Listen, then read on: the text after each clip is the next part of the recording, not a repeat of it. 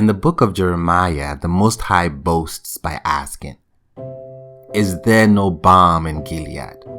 Is there no physician there? Why then has the health of the daughter of my people not been restored?" Family, there is a balm in Gilead, but it is not recognized. There is a physician there, but he is not acknowledged. This scripture brings to our knowledge the balm and the physician. If these two are around, then our health must be recovered. Just to know the physician and then recognize the balm is enough for our health to be recovered. Your health is an important part of Yah's redemptive plan for you.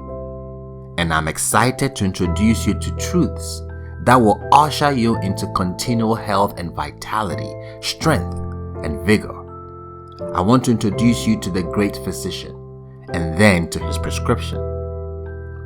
Yahweh will not say, "I am the Lord that heals you," if he had not made provisions for your health. He desires that you live a healthy life, so he has made adequate provision for you to be healthy.